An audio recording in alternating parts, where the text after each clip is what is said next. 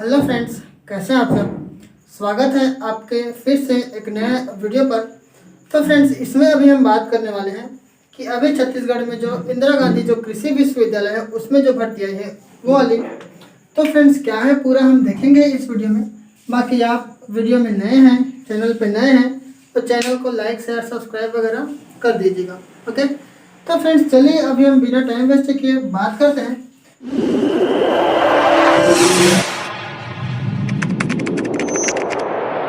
तो यहाँ पे जो सबसे पॉपुलर जो सबसे ज़्यादा दिखता है वो यही है, प्रयोगशाला का तकनीशियन। ओके, तो फ्रेंड्स प्रयोगशाला तकनीशियन या हम बोले लैब टेक्नीशियन का ये काफ़ी है, काफ़ी मतलब कई विभाग में आ रही है। पुलिस विभाग हो गया, जो गृह मंत्रालय है वो, और ये कृषि विश्वविद्यालय हो गया, शिक्षा विभाग, ये सब में, उच्च शिक्षा विभाग हो गया, ये सब में अभी लैब टेक्नीशियन का काफ़ी सारा जो है वैकेंसीज आई है। तो इसमें भी अभी आपको दिख रहा होगा इंदिरा गांधी कृषि विश्वविद्यालय में भी लैब टेक्नीशियन का, या हम बोले तो इसमें प्रयोगशाला तकनीशियन का भर्ती आया है। टोटल हम देखें तो 31 पोस्ट है। वैसे तो बैकलॉग पोस्ट भी है तो उसको हम काउंट नहीं कर रहे हैं। वैसे इसका जो नोटिफिकेशन है ऑफिशियल, उसको हम हमारा टेलीग्राम का ग्रुप है स्टडी विथ RPL ऑफिशियल करके, उसमें भी शेयर कर दिया है। तो वहाँ भी जाकर आप इसको बिल्कुल फ्री में पढ़ सकते हैं, डाउनलोड कर सकते हैं। हाँ, और टेलीग्राम का ग्रुप है, उसको भी आप ज्वाइन कर लेना। तो फ्रेंड्स चलिए अब हम बात करते हैं। ये तो हो गई 31 पोस्ट। फिर यहीं पे आप देखेंगे जो प्रक्षेत्र विस्तार अधिकारी 2 है, इसमें भी आपको 29 पोस्ट देखने को मिलेगी।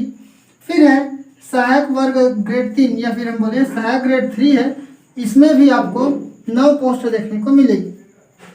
अब फॉर्म की बात करें तो फॉर्म है कब तक डाल सकते हैं, तो आप 12 नवंबर तक जो है फॉर्म डाल सकते हैं। ओके, ये सारी बातें हो गई।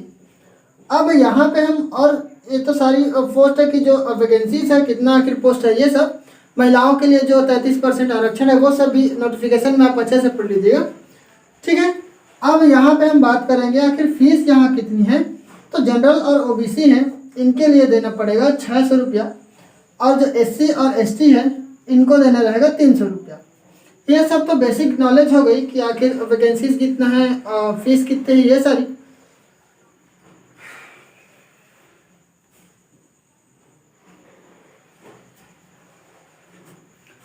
अब इस भर्ती की जो सबसे मोस्ट इम्पोर्टेंट बात है वो ये है कि इसमें योग्यता क्या रखा गया है। ओके, तो योग्यता की बात करें तो योग्यता इसमें बहुत ही मतलब थोड़ा सा बोले तो थोड़ा ऐसे कैंडिडेट जो है वो नहीं डाल सकते जिनका 55% से कम है।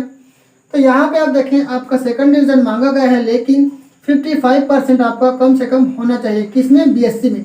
इसमें बाकायदा क्लियर कर दिया गया है कि आप BSc में किसी भी स्ट्रीम से किए रहे BSc, आपका अगर 55% है तो आप डाल सकते हैं या। ओके, यहाँ पे या है बाकायदा, BSc आपने किया है किससे? कृषि से या उद्यानिकी से या कृषि बायोटेक्नोलॉजी से अगर आपने किया है, ठीक है। यहाँ पे किसकी बात हो रही है? BSc की। अगर आपने कृषि में या उद्यानिकी में या कृषि में आपने बायोटेक्नोलॉजी किया है तो आप इसमें फॉर्म डाल सकते हैं। उनके लिए क्या है, परसेंट नहीं बोला गया है। ओके, मात्र आपका अगर आपने किया है कृषि में, उद्यानिकी में या कृषि बायोटेक्नोलॉजी में आपने किया है तो आपको 55% की नीड नहीं है। ओके, 55% आपका जरूरी नहीं है।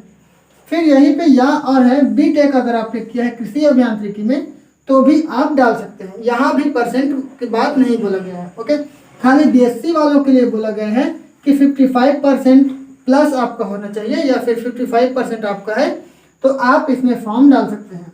ओके, योग्यता इसमें मैंने बताया 31 पोस्ट है। योग्यता की हमने बात कर ली। ये किसका योग्यता है? अभी मैंने जिसका बताया वो है प्रयोगशाला टेक्नीशियन का। ओके, जो प्रयोगशाला टेक्नीशियन है, लैब टेक्नीशियन है, उसका जो योग्यता है 55% BSc या कृषि में, उद्यानिकी में, बायोटेक्नोलॉजी में आपका ग्रेजुएशन होना चाहिए, या B.Tech अगर आपने किया है तो कृषि अभियांत्रिकी आपका होना चाहिए। ओके, आई होप कि क्लियर हो गया होगा। तो अब हम चलते हैं आगे। यहाँ पे आप देख पा रहे होंगे प्रक्षेत्र विस्तार अधिकारी। प्रक्षेत्र विस्तार अधिकारी 2 है। यहाँ पे इसका टोटल पोस्ट आप देखेंगे तो 29 पोस्ट है, या हम बोले टोटल 29 पोस्ट है। ओके, कैटेगरी वाइज आप देखेंगे, बाकायदा नोटिफिकेशन भी फिर से मैं बोलना चाहूँगा।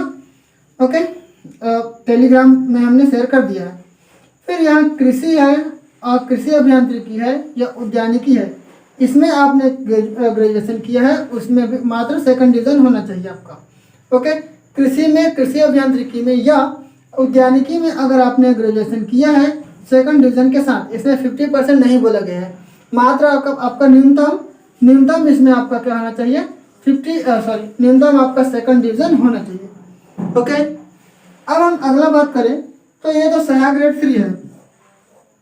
सहायक ग्रेड 3 है, इसके लिए तो मात्र 10+2 ही मांगा जाता है और फिर 1 ईयर का आपका कंप्यूटर का जो कोर्स है वो होना चाहिए, 1 साल का कंप्यूटर डिग्री होना चाहिए मिनिमम।